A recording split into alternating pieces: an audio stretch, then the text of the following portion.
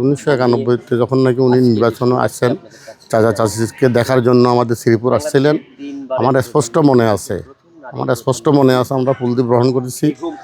তবে আজকে উনি আমাদের থেকে চলে গেছেন। আমাদের একটা গর্ব ছিল, আমাদের বাড়ি শ্রীপুর, ম্যাডামের পাশের বাড়ি, আমার বাড়ি, একটা গর্ব করে বলতে পারতাম।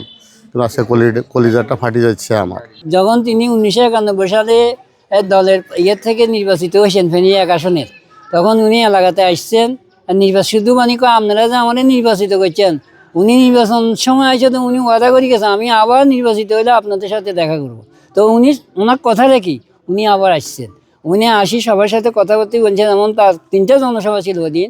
একটা ছিল আমাদের ফুলগাজী, একটা ছিল ছাগলনাইয়াতে, একটা ছিল ফেনীতে। উনি কাউকে মানে বাধা দেন না। এলাকাতে আসলে, গ্রামে আসলে উনি সবার সাথে কথা বলতেন।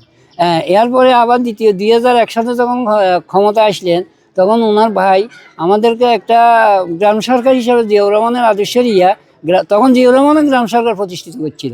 তখন এটা তো এরশাদ সরকার বাতিল করে দিছে।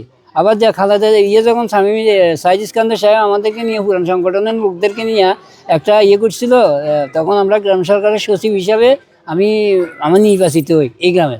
তখন আমাদের মানে যখন হুঙ্গাতি হাই স্কুল মাঠে জনসভা ছিল, জনসভার এক পাশে একটা স্টেজ করেছিল আমাদের জন্য। যেমন আমাদেরকে বিআরপি হিসাবে মনে করি, আমাদেরকে আলাদাভাবে খালেদা জিয়াকে নিয়ে উনি সাইদ ইস্কান্দার সাহেব পরিচয় করাইছে যে এটা গ্রাম সরকারের অংশ বিশেষ। তখন উনি হাঁস দিলেন। আমি প্রথম কাতারে ছিলাম, তখন আমি সালাম দিলাম। সালাম দিবার সালাম দিলেন, তোমার বাড়ি কোথায়? আগে তো ম্যাডাম আমার বাড়ি তো আপনার গ্রামের পাশে। তখন উনি হাসিকে ভালো থাকো ভালো থাকো। এরপর আমাদেরকে পরামর্শ দিলেন, কিছু আমাদের সাথে 5 মিনিট কথা বিনিময় করলেন। করিয়ারে উনি আবার ওনার জনসভা করি উনি চলে গেলেন।